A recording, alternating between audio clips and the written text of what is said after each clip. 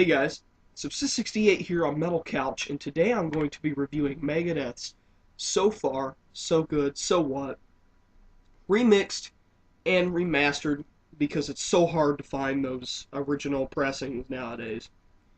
So a bit of a background on this album, you've got, it's the third album Megadeth's come out with. There's been a lineup change from the lineup that's been on the previous two records, which would be Gar Samuelson and Chris Poland have left the band and have been replaced by Jeff Young and Chuck Baylor. Um, see, track listing you have Into the Lungs of Hell, Set the World Afire, Anarchy in the UK, Mary Jane, 502, In My Darkest Hour, Liar, Hook and Mouth, and you have 4 previously unreleased bonus tracks, which are just some of the same songs that are just that are mixed differently. I wouldn't exactly call them bonus tracks, but we'll get to that later. On the inside, get your standard. It's the remasters for the Megadeth CDs follow a very, very simple pattern. You got your plain-looking disc, maybe some artwork underneath it. In terms of the booklet, you've got in the beginning you've got a foreword by Mustaine. Writing about the departure of Gar Samuelson and Chris Poland, talking about Penelope Spheris, who did the In My Darkest Hour video for The Decline of Western Civilization Part 2, that kind of good stuff. And you've got credits for the remaster, you've got lyrics, and he, for the bonus tracks, he, of course, he writes about them, you know, why they're different, why they were taken out, why this mix wasn't used, stuff like that. You've got band photos here in the back. Now let's talk about the sound of this album. I've heard the original pressing of this, you know, the one that came out in '88, and I found that the drumming by Chuck Baylor had this annoying snare sound. I mean, it's not annoying on Saint Anger level, but it's annoying and it's very much noticeable. I didn't really like it. This remaster tries to help eliminate that, but it's still audible in some places. This is one of the albums where there are certain songs I like remastered, and there are certain songs that I don't really like remastered. For example, remasters I don't like. I don't like the remaster of the opening track, Into the Lungs of Hell, the instrumental, because the original had just sounded so awesome. It was so powerful. But then the remaster added stuff like horns to it, and some of the solos are different, and it just sounds off. Some of the remasters that I do like better, I like the remaster of Anarchy in the UK better.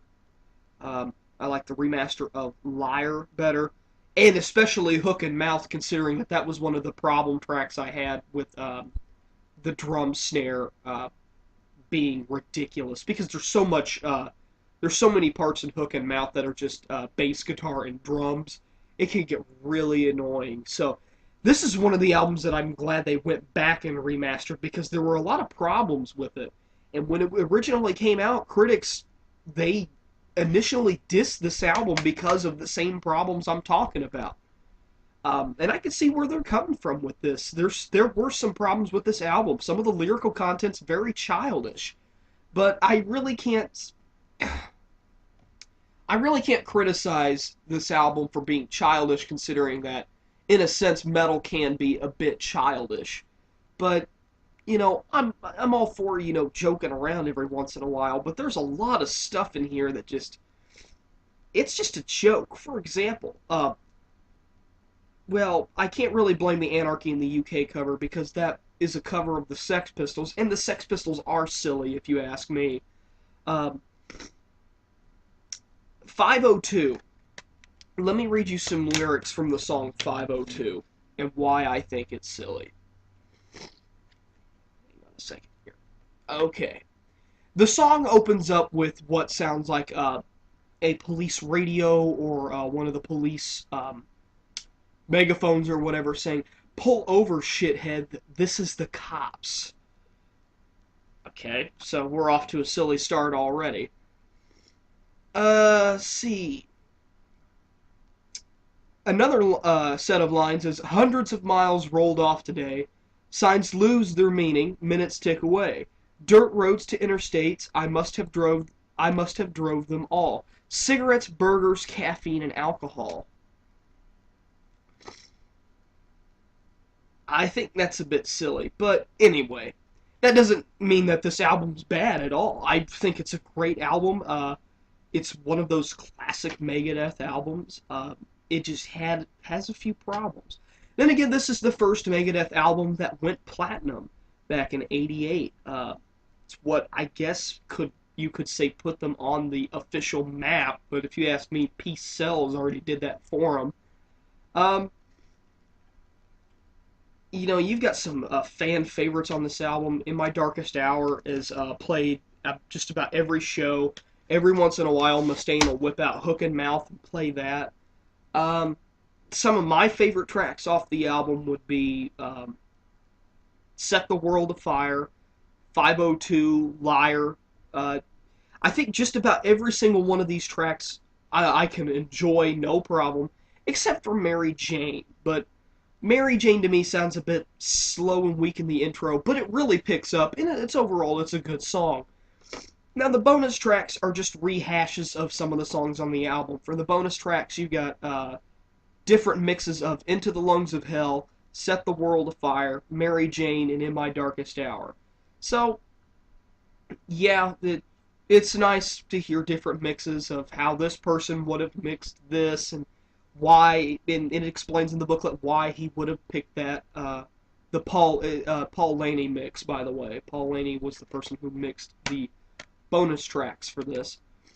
So this isn't exactly Megadeth's strongest effort out of the classic four albums that they released in the 80s and very, very early 90s.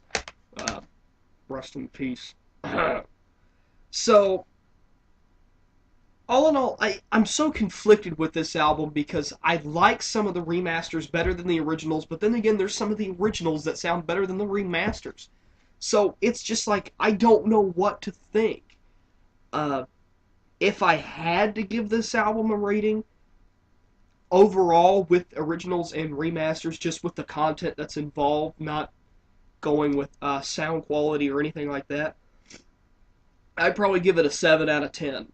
It's a pretty solid album, not exactly their finest work, but hey, it gets the job done, and it's a classic Megadeth album. Now, a bit of Megadeth news for you. July 12th, there is going to be a release of a 25th anniversary of Peace Sells But Who's Buying. It's a 2-disc set, or you can get the Ultra Mega Limited Edition set, which I'm not going to pick up because, frankly, it doesn't look like it's worth the money. But for people like me who are going to pick it up, it's a 2-disc set. It includes something that puzzles me. It says that this is the first time that Peace Sells has been digitally remastered. Really, because I'm almost certain if I dig down here, digitally remastered. Then what the hell do you call this? You don't call remixed and remastered there on the side. You don't call this a remaster? Sounds like false advertisement to me, but, I'll definitely get my hands on that come July, and we'll have to see what the deal with that is. But on the second disc of that has an unreleased live CD, which was recorded sometime in the mid-'80s. It'd be interesting to hear that, Mustaine back in his drug-raged, high-pitched, snarling days. So it'll be interesting. So 7 out of 10 for So Far, So Good, So What. This is Subsist 68 here on Metal Couch, signing off.